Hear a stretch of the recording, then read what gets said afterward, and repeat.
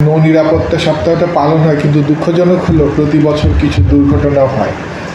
যদিও আমরা যদি সড়ক পথের সাথে তুলনা করি হয়তো দুর্ঘটনাটা কিছুটা কম, কিন্তু তারপরও দুর্ঘটনা যে হয় সেটা অস্বীকার করা যাবে না।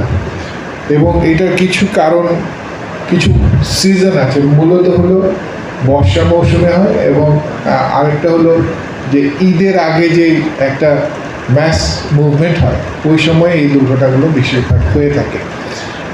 তো এর মধ্যে কিছু কারণ হলো যে অতিরিক্ত যাত্রী বহন, যারা ক্রু বা চালক আছে ওদের প্রশিক্ষণ, অনেক সময় প্রশিক্ষণবিহীন লোক নিয়োগ করা হয়, নৌযানের ফিটনেস থাকে না,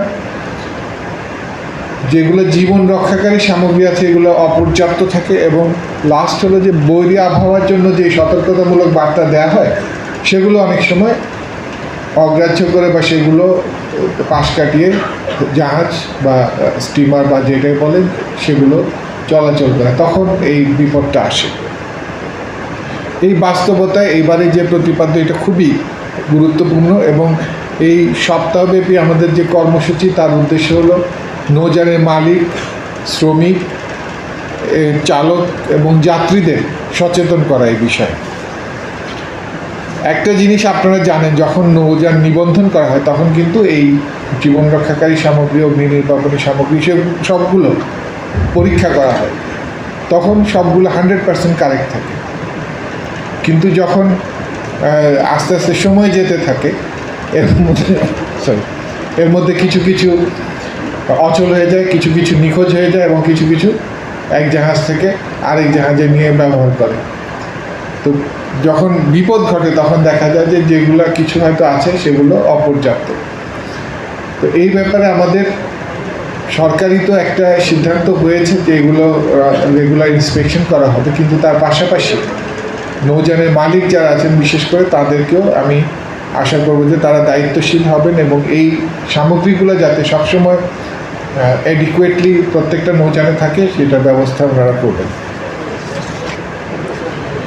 পরিবহন খাত একটা শ্রমঘন শিল্প। এই খাতে শ্রমিক, নাবিক, সহকারী ও অন্যান্য কর্মীরা প্রতিদিন কঠোর পরিশ্রম করে থাকেন, এবং তাদের এই পরিশ্রমের মাধ্যমে এই যোগাযোগ ব্যবস্থা সচল রাখছে। তারা অত্যন্ত গুরুত্বপূর্ণ, কিন্তু সেই সাথে আমাদের মনে রাখতে হবে যে কোনো পেশায় প্রশিক্ষণের প্রয়োজন আছে।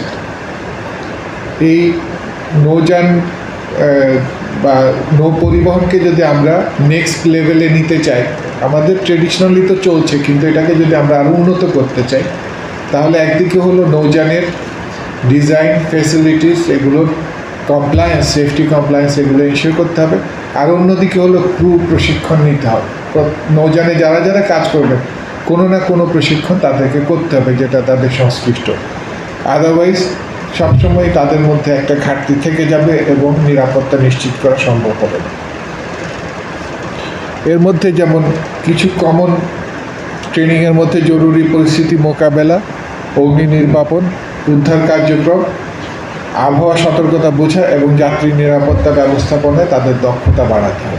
2026 থেকে শুরু হয়েছে নৌ নিরাপত্তা সপ্তাহ 2026।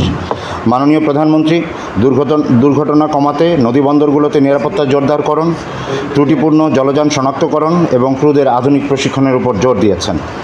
নৌ নিরাপত্তা সপ্তাহ 2026-এর মূল লক্ষ্য সচেতনতা বৃদ্ধি এবং একটি স্মার্ট ও নিরাপদ নৌ ব্যবস্থা গড়ে তোলা।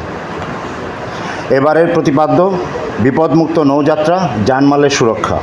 আজকের অনুষ্ঠানটি মূলত নৌ পরিবহন মন্ত্রণালয়ের অধীনে ডিপার্টমেন্ট অফ শিপিং অত্র অঞ্চলে বৃহৎ মেরিটাইম স্টেক হোল্ডার হিসেবে পায়রা বন্দরকে এ সচেতনতামূলক অনুষ্ঠানের আয়োজনের অনুরোধ করা হয়েছে। সুধীবৃন্দ, নৌ নিরাপত্তা মানে কেবল জাহাজের নিরাপত্তা নয়, এটি আমাদের জীবনের নিরাপত্তা। অনেক সময় দেখা গিয়েছে ধারণ ক্ষমতার অতিরিক্ত যাত্রীবহন, বৈরী আবহাওয়ায় ঝুঁকি নিয়ে নৌযান চালানো অথবা পুরনো ও ফিটনেসবিহীন জাহাজ ব্যবহার করার ফলে দুর্ঘটনা ঘটে। নৌ নিরাপত্তা সপ্তাহ আমাদের মনে করিয়ে দেয় যে আইন প্রয়োগকারী সংস্থার পাশাপাশি সাধারণ যাত্রী হিসেবে আমাদেরও দায়িত্ব অনেক।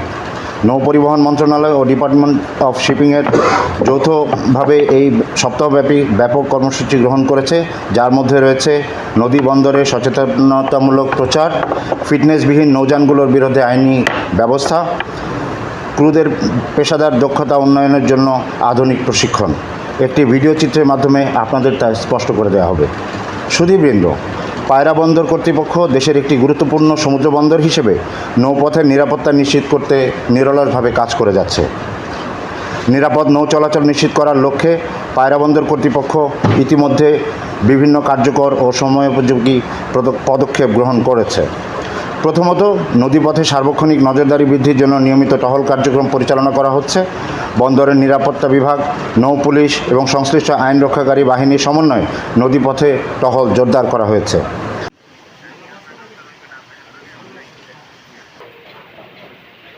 অনুষ্ঠান সূচি জানিয়ে দিচ্ছি।